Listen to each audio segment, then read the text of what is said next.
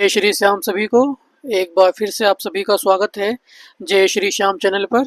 तो चलिए आइए हम अपने भगवत गीता के पाठ को आगे बढ़ाते हैं। कल हमने अध्याय 4 के श्लोक 5 पे ख़त्म किया था। तो चलिए आइए शुरू करते हैं श्लोक 6 से।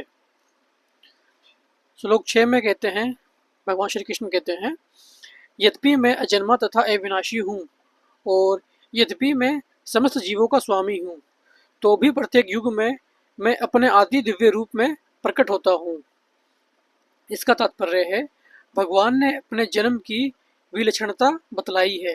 यद्यपि वे सामान्य पुरुष की भांति प्रकट हो सकते हैं, किंतु उन्हें विगत अनेकानेक जन्मों की पूर्ण स्मृति बनी रहती है, जबकि सामान्य मनुष्य को कुछ ही घंटे पूर्व की घटना स्मरण नहीं रहती।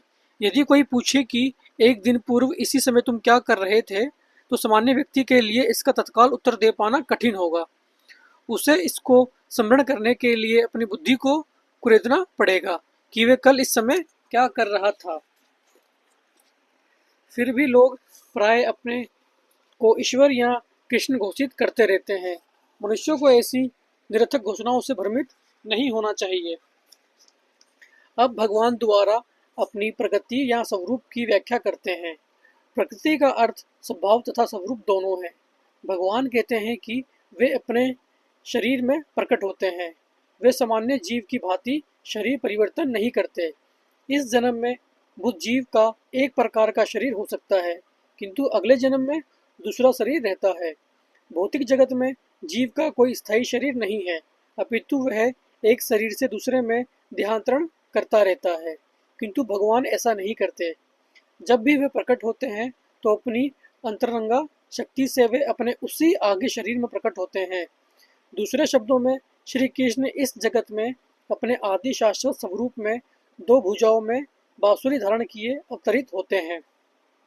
वे इस भौतिक जगत से निष्कलुषित रहकर अपने शाश्वत शरीर सहित प्रकट होते हैं। यद्यपि वे अपने उसी दिव्य शरीर में प्रकट होते हैं और ब्रह्मांड के स्वामी होते हैं, तो भी ऐसा लगता है कि वे सामान्य जीव की भांति प्रकट हो रहे हैं।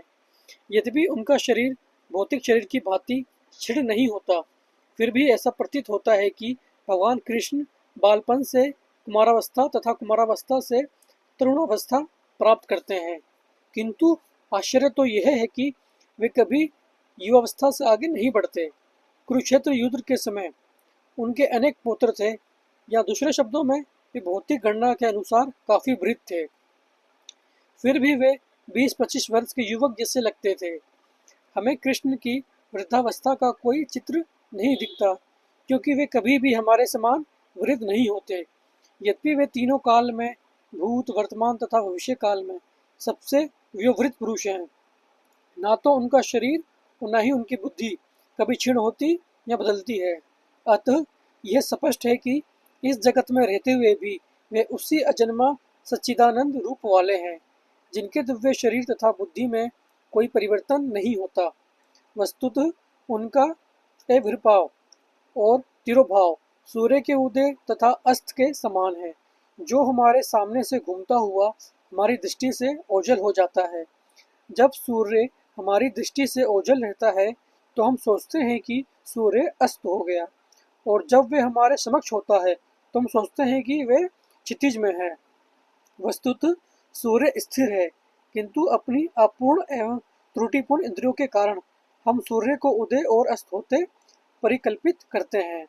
और क्योंकि भगवान का प्रकाट्य तथा तिरोधान सामान्य जीव से भिन्न है, अतः स्पष्ट है कि वे शाश्वत हैं, अपनी अंतरंगा शक्ति के कारण आनंद स्वरूप हैं और इस भौतिक प्रकृति द्वारा कभी कलुषित नहीं होते। वेदों द्वारा भी पुष्टि की जाती है कि भगवान अजन्मा होकर भी अनेक रूपों में अवतरित होते रहते हैं। वैदिक साहित्यों से भी पुष्टि होती है कि यद्यपि भगवान जन्म लेते प्रतीत होते हैं, किंतु तो भी वे शरीर परिवर्तन नहीं करते। श्रीमद् भागवत में वे अपनी माता के समक्ष नारायण रूप में 4 भुजाओं तथा ऐश्वर्य से युक्त होकर प्रकट होते हैं। उनका आगे शाश्वत रूप में प्रकाट्य उनकी अहेतुकी कृपा है, जो जीवों को प्रदान की जाती है, जिससे भगवान के यथारूप में अपना ध्यान केंद्रित कर सके, न कि निर्विशेषवादियों द्वारा मनोधर्म तथा कल्पनाओं पर आधारित रूप में। विश्वकोश के अनुसार माया या आत्म माया शब्द भगवान की अहेतुकी कृपा का सूचक है। भगवान अपने समस्त पूर्व आविर्भाव तिरोभाव से अवगत रहते हैं, किंतु सामान्य जीव को जैसे ही नवीन शरीर प्राप्त होता है, वे अपने पूर्व शरीर के विषय में सब कुछ भूल जाता है।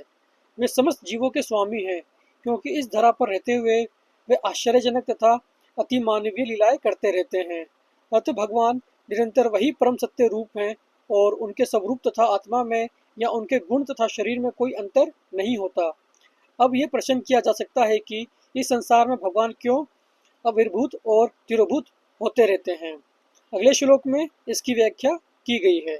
तो ये था अपना अध्याय 4 का श्लोक 6। आज के लिए इतना ही। इसके आगे हम कल करेंगे शुरू अपनी अगली वीडियो में। तो आज के लिए आपसे जय श्री श्याम।